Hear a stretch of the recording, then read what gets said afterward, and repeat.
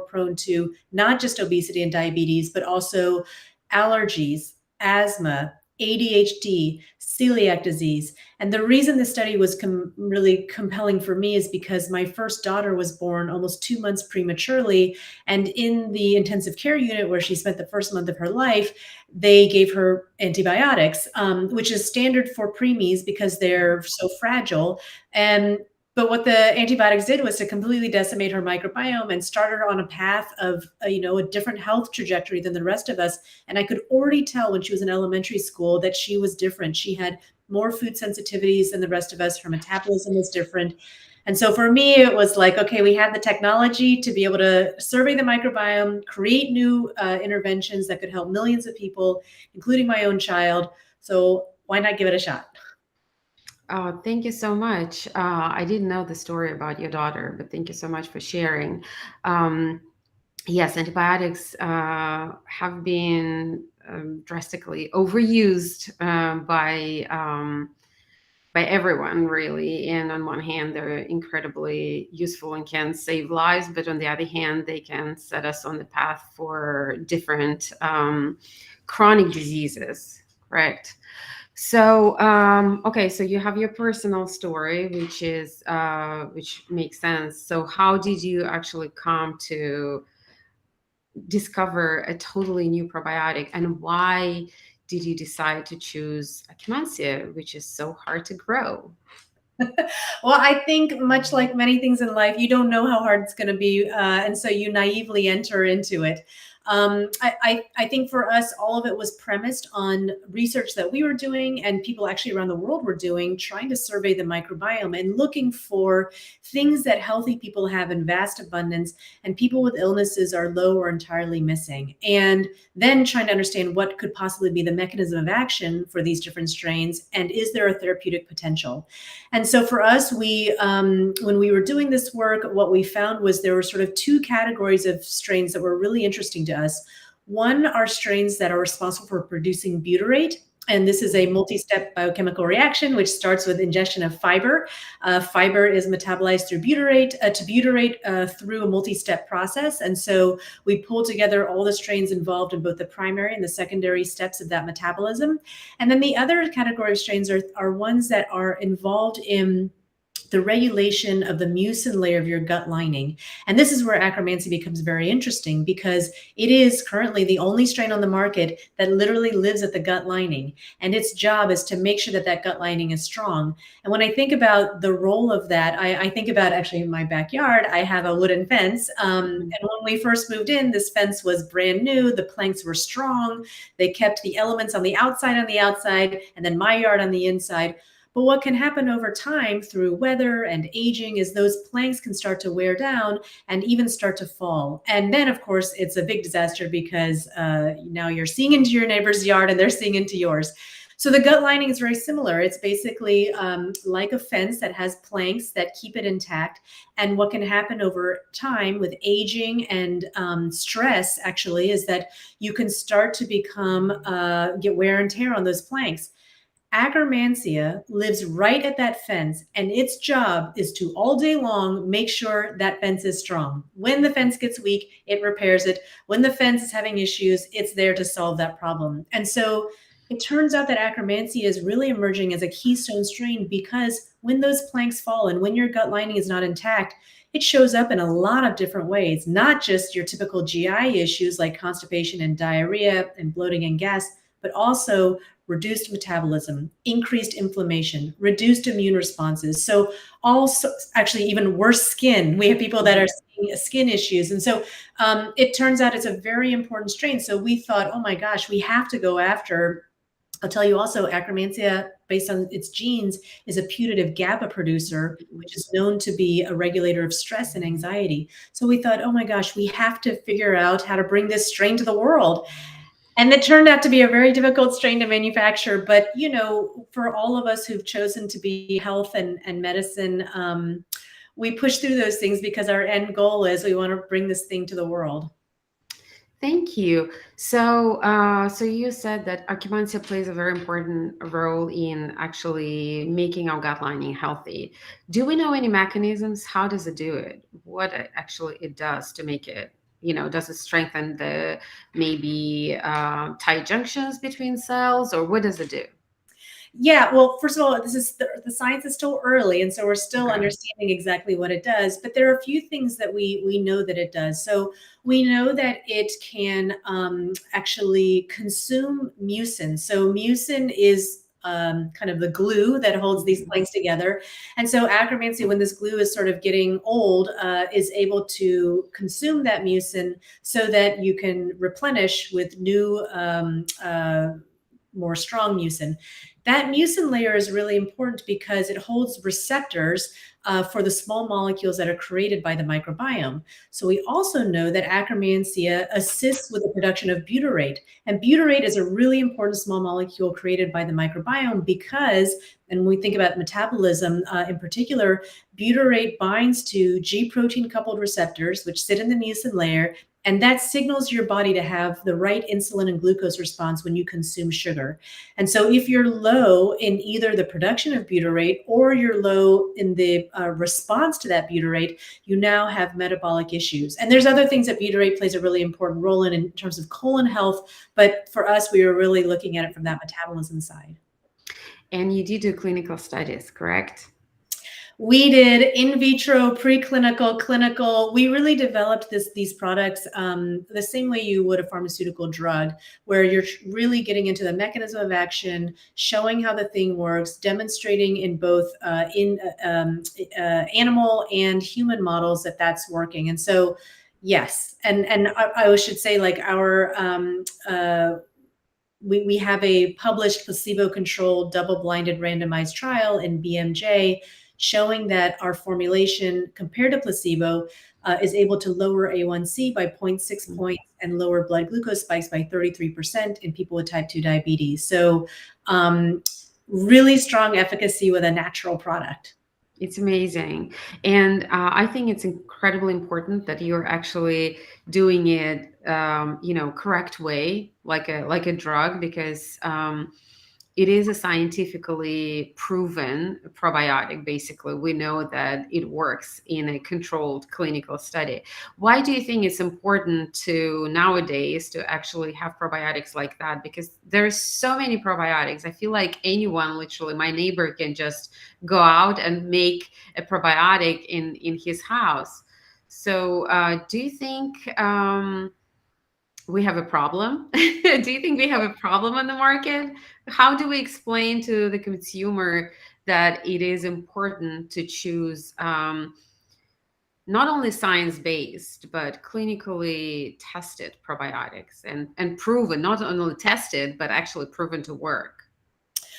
I think you're hitting the nail on the head on the biggest challenge in this industry. But let me start by saying, first of all, the probiotics industry, this is a $60 billion industry. So it's and growing. So why is that? It's because people are all trying to do good things for their health and they believe that probiotics are beneficial for them. And so we're starting in a great place, which is that people are investing in their health.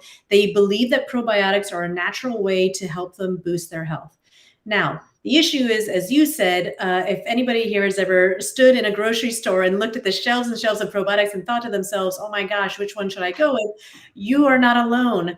And most of those products are more or less the same ingredients with just some new marketing, packaging, and innovation. And so that is a big challenge. And for us, I think it's very hard for people to discern what is based in real science and what is great marketing of science. And so with Pendulum, one of the things that we have experienced that is different from all the other probiotics out there is an extremely high retention rate. So we have returning customers at almost 100% because they are reaping benefit from the product. And if they can get through those first 90 days, it's actually after that first 90 days, that's when we start to see the retention really get crazy. But if people can get through those first 90 days and see benefit, they really stick with the product. And so I say the proof is in the pudding. If you try a probiotic, doesn't do anything for you, keep experimenting, and hopefully you'll stumble on ours at some point and you'll realize this thing is actually making a difference for me. We get people reporting lower A1C, lower blood glucose spikes, lower fasting glucose, in addition to the soft benefits that come when you improve your ability to metabolize sugar. So sustained energy, people don't have that post-lunch slump, better workouts, reduced brain fog. We have 60% of our customers have reduced sugar cravings, weight loss. So there are all these other benefits that you will experience if the probiotic actually works. And so that's kind of what we're banking on. The proof is in the pudding. So, who do you think should take Pendulum? Do you think anyone can benefit from it, or do you target a specific audience with, for example, type 2 diabetes, or not necessarily? With glucose control, the studies we did were in people with type 2 diabetes. But many of us know that as we age, our ability to metabolize sugars is one of the first things that starts to go down. And I don't think we need any blood tests to tell us our metabolism is slowing down as we age. Most of us recognize it and feel it. And so if you kind of look at all the studies talking about biological age, one of the most important indicators of whether you're aging healthy is whether your body can still metabolize glucose as well as when you were younger. So if you don't have type 2 diabetes, but you are aging and trying to bolster your microbiome so that you can bolster your metabolism, it's a product for you. So I don't have prediabetes or diabetes, but I am on the product. My 15-year-old daughter is on the product. My 70-year-old mother is on the product, because to me, your body's ability to metabolize sugars is such a fundamental core part of your health that I want everybody in my family to be working on that. Wonderful. So, you mentioned your kids as well. How early can a child take your probiotic? Are there any contraindications for children, or not? We have not done any clinical trials in children. But I think many of the people that we talk to are giving it to their kids, but we haven't done any clinical trials on it. And so You can't. I can't say. Okay. Okay. All right. Well, that's very interesting. Do we know if there are any side effects for this probiotic? Have your any of the clients or in the clinical study, have you noticed any side effects? Yeah, actually, it's funny. Our chief medical officer, who's been running diabetes trials for his entire career, 50 plus years, said this is the first trial he ever ran where there were more adverse events in the Oh, placebo group than in the intervention group. But that being said, I think what customers most likely experience is GI impact. So for some people, it's a GI improvement right out of the gates. But for other people, especially if you're low in Akkermansia or low in butyrate production, when you first start taking these pills, it's really disrupting your microbiome, and it can show up as actually increased bloating and gas and diarrhea and constipation. So for those individuals, we tell them, okay, reduce your dose because your microbiome is, you don't want to like jolt it, right out of the gate. So, take a pill every other day, slowly introduce this strain into your system. And for those people, once they push through, and usually it takes, a couple of weeks, then they start, the tables turn, and then all of a sudden everything's so much better for their yeah, digestion. But, if you're depleted and really depleted in these strains, you'll feel it when you first start right taking. away. Yeah. I agree. I actually see the same experience with my clients, and not only with Pendulum, but with many other probiotics. If they're lacking those bacteria, and suddenly you start incorporating them into your routine, it can actually get worse first before it gets better. And we kind of need to get along with it and try our best to get over this period. And sometimes by minimizing the concentration, I agree with that. But also, there was a question. Mhm. Sorry to interrupt you, but I am curious, with your patients, when they start on, let's say, Akkermansia, how long does it take them to kind of push through this initial potential GI distress? Well, it usually is about a week or two. And I find it the same with, for example, fermented foods. A lot of people report, well, I can't eat sauerkraut, but they never even gave it a chance to eat the sauerkraut. They try once, they start being bloated, they don't like it, and they never go back again. They Yeah. just, they don't realize that they need to start slowly, but go that direction. Sometimes literally just take like a teaspoon, for example, of fermented foods, and then slowly increase, exactly the same way as with probiotics and prebiotics as well. So yeah, I see the same thing. I also actually see, since we're talking about depletion of Akkermansia, I see a lot of my clients don't have Akkermansia, or some of them do have Akkermansia in their gut, but a lot of them don't. And when they start on Pendulum, we actually see it eventually when we retest. Yeah. But what I wanted to ask you is, do you have any studies? Have you done any test on actually colonization? How do you know if Akkermansia is actually able to colonize the gut after, how long do you need to take Akkermansia for? Because people usually want to, spend just a month worth of probiotic, just take it and then go back to their normal life. What would be Yes. your recommendation? Colonization is a great question, and something that, of course, we would all love to strive for, is to not have to take the strains anymore. But I think the question sort of starts with, why are you depleted in Akkermansia? There might be a wide variety of reasons you're depleted. One could be things that you have control over, so your diet, your exercise, although I'm not sure I have control over my diet, but I think that, in theory, we have control over our diet and exercise. But there are other reasons that a person might be depleted in Akkermansia that are unrelated to that. So we know as we age, we get depleted. As we go through periods of stress, we get depleted, which all of us have been going through periods of stress in the last few years. Actually, our circadian rhythm, as we go to different time zones, that also can cause our microbiomes to become depleted. For us women, when we go through menopause, our microbiome gets depleted. So there are things that are just happening as being part of a human in life that can cause you to be depleted. And so the question about colonization is, if those things that cause you to be depleted are not able to be changed, are you going to be able to colonize? That being said, we did a trial where we gave people product for 90 days, and then we told them to stop taking the pills for 30 days, and then we tested their microbiomes, before and after. For most people, the strains were gone, but for about 15 to 20% of them, they still had Akkermansia in their system. So, of course, we don't know exactly why it is that those individuals colonize. We actually deliberately ask people, please don't change anything in your diet or your lifestyle, because we want to know what is the effect of the probiotic by itself.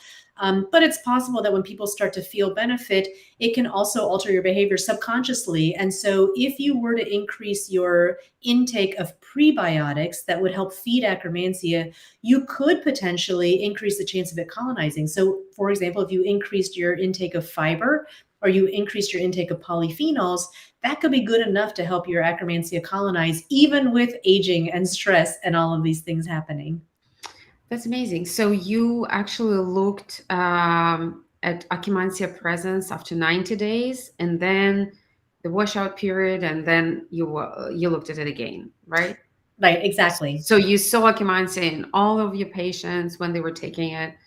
That's amazing. I actually also can share. I think I shared that story with you, that I also was depleted with Akkermansia, and then I started using Pendulum, and then I had it back, and now I've been off Pendulum for some time, and I just recently tested my microbiome, and I don't have it, even though I actually am trying to eat a lot of fiber and fermented foods. It's just some people, we don't exactly know the mechanism yet. Sometimes we can do our best to increase the colonization, but sometimes it just won't colonize. So if we really are depleted, I think it's a good idea to just kind of on a regular basis use this probiotic. It's like a vitamin, right? That we need. There is a certain percentage of vitamin C, or milligrams, like 100 milligrams of vitamin C, that we need to take with the diet. And if we don't take it with the diet, then we can cause a depletion of vitamin C. The same thing with probiotics. Yeah, And your story is so great because you clearly know what is the right nutrition and working on that. And I think it's important for people to hear your story because um, a lot of times we feel like, oh, it's my fault. I could be doing things differently. I could be doing better. But the truth is, with your microbiome, for many of these, it really is out of your control. Even though you're doing all the right things, your microbiome might not, and your body just might not be the environment that allows these really important strains to grow. And Akkermansia has not been found in any foods. So there's no other way to get it back. And so I think that's important for people to know that you're giving your body something back that you might not have another way to have. I agree. Thank you for sharing this with us. I also wanted to talk a little bit about, you mentioned that Akkermansia is very special in the sense that it grows in the mucin layer, right? Right next to the gut barrier function. So it actually improves the barrier of our gut, right? It makes it less permeable or less leaky, like some people say. What else is special about this strain? Why, for example, Pendulum is a little bit more expensive than some other probiotic strains? Why such a big difference in the price?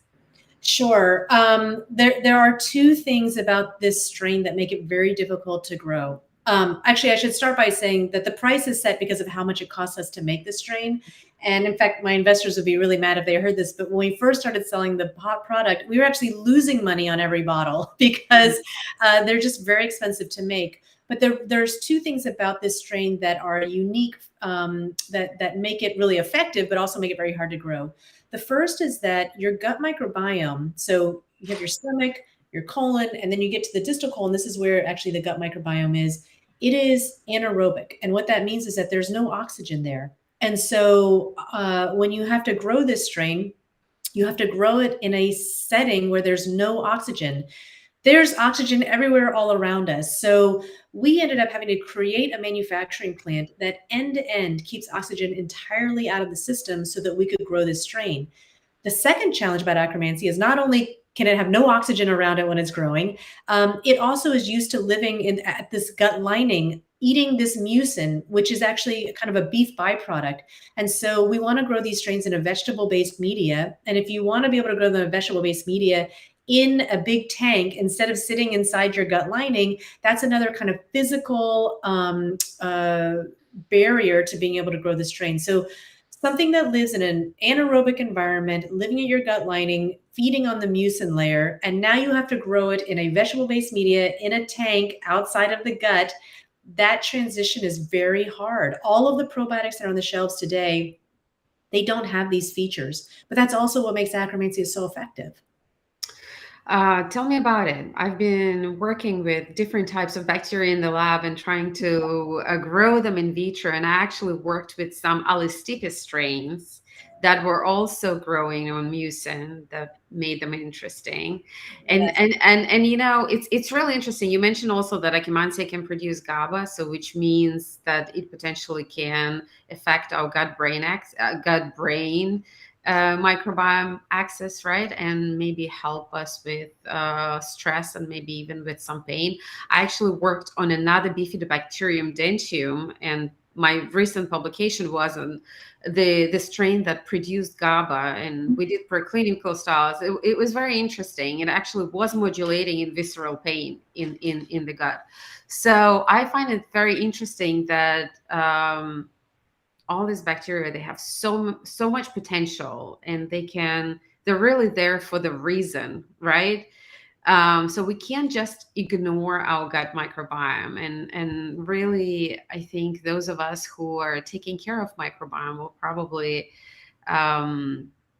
ahead of a lot of other people who are just not looking at it at all. Well, I hope we can bring everybody into this world where they know about the microbiome and they're thinking about Mhm. it and improving their health through this organ that really is true. Not that many people are thinking about. Yes. Well, and the last question, I know that you have to run and we're short on time, but what would be your like three advice or activities that people could change in their everyday life to improve their gut microbiome?